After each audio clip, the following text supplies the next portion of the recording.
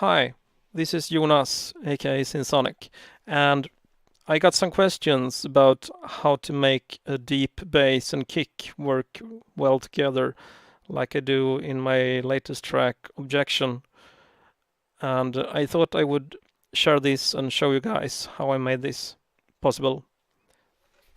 So let's dive in and take a look.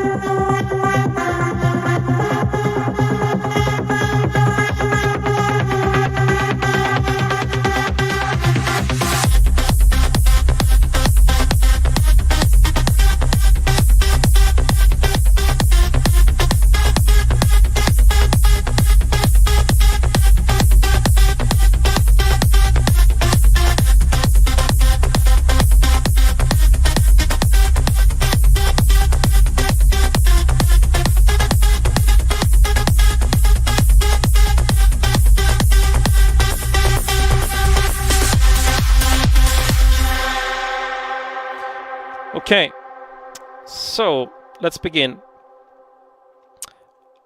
We begin with the bass, and as we can see here in the main part, I have multiple bass lines that work together.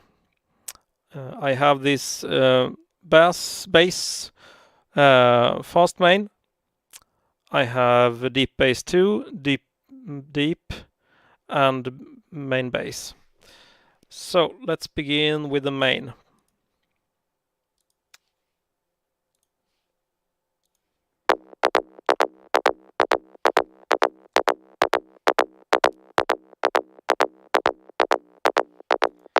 This is just a top and sort of snappy bass line to just give a edge and make a pattern, a rhythm for the deep bass line that's playing.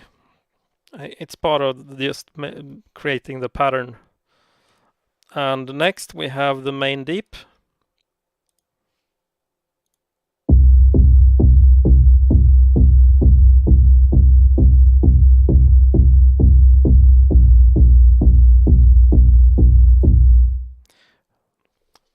This bass is actually the main deep bass that makes this work, but it doesn't work alone because there is a main deep 2 here.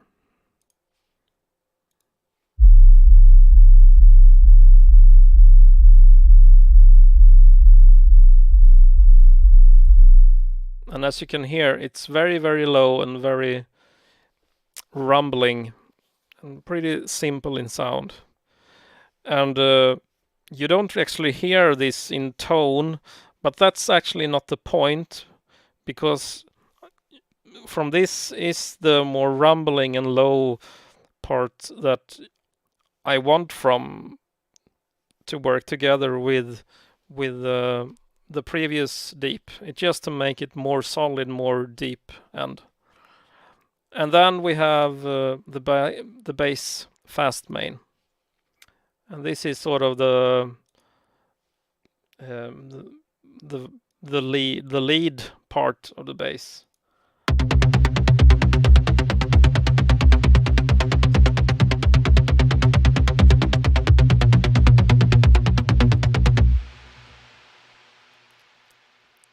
So this is more the lead, the main part, the more mid-range bass line.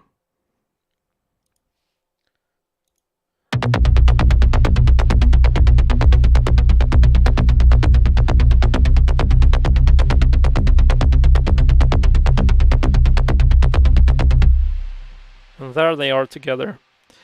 Okay, so next we go to the kick. And here we have the kick. It's a pretty straightforward and a bit edgy and dark and gritty kick.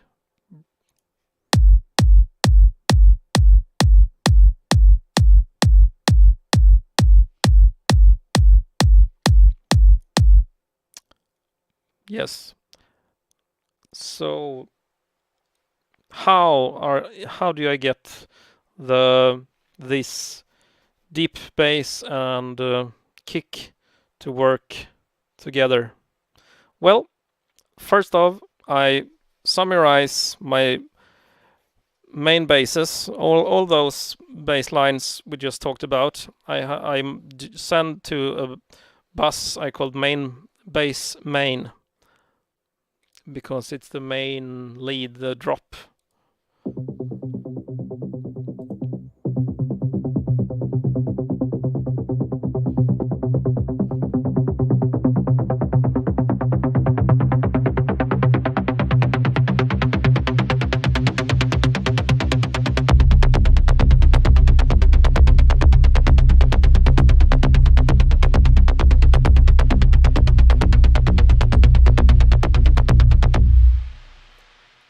And I do this because I want to have them all on the same channel, because I want them to work together very well.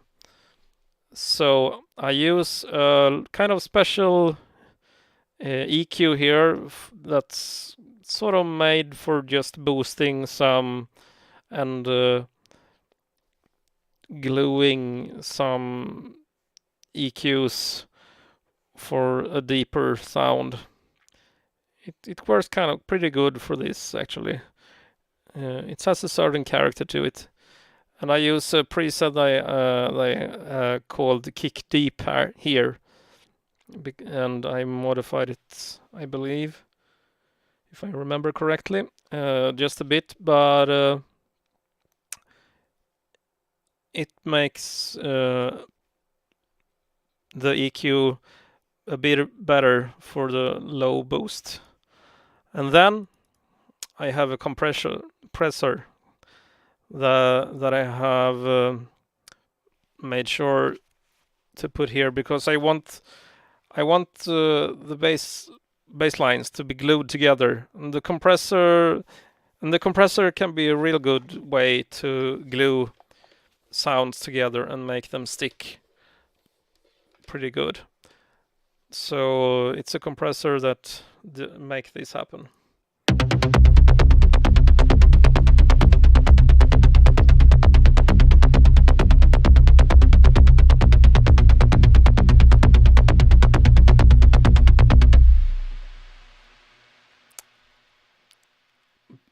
And after the compressor, I have actually another kind of compressor, and that's sorry, multiband compressor with a sidechain activated.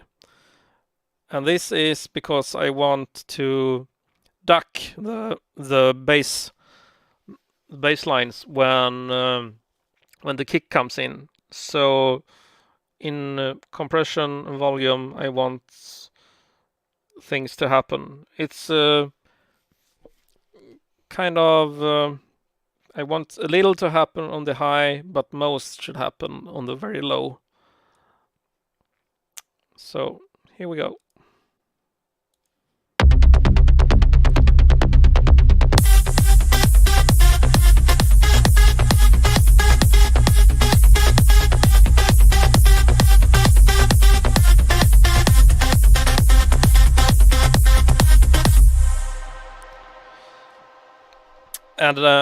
And when I do this type of sidechaining compression, as I told in videos before, I don't like to use the kick itself. I use a short sound, like a clap or a hi-hat, a short hi-hat sound, because I want to, and I don't have that sound to be sent to output so I can hear it. I just want it to trigger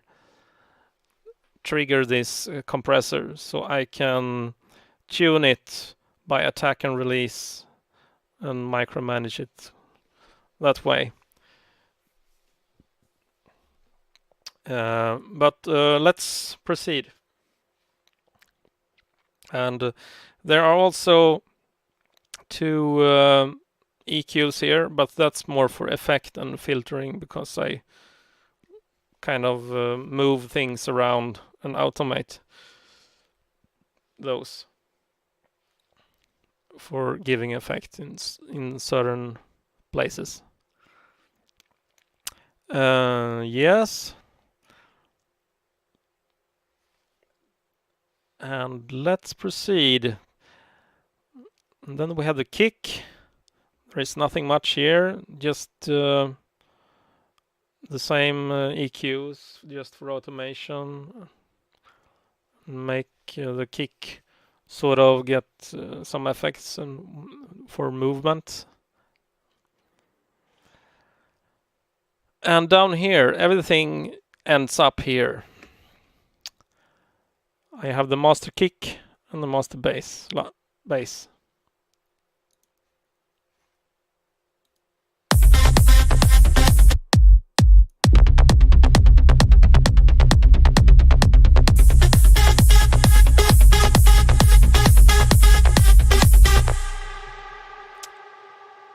And here on the master bass, I have a tape emulator called Studer A800 from UAD to my UAD cards. It's a pretty good saturation tool and make it pretty dark, more glue, kind of distorted in a good way, a bit more natural. It doesn't do much, but it does well enough, and what it does is good usually. So I kind of usually do some kind of tape emulation in the final steps, often when it comes to mixing a bass to get them sound at its best. Okay, but then we have another. This is actually not, these two are actually not the absolute last steps for this, because down here I have a master kick and bass, and both this kick and this bass are sent to this. And if we take a look here, I have another compressor, and that is to glue these two sounds together, both the kick and the bass, because in this case I want the kick and the bass to be kind of the same thing, but they are actually not. So I want to have a kick without much bass sound to itself, but I want the bass line to be a part of the kick. So therefore I compress these two once again, kind of together, so they can be more as one.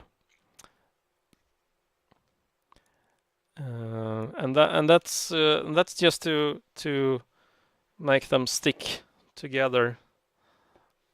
And you probably should not overdo the compression for this, but it can work okay if you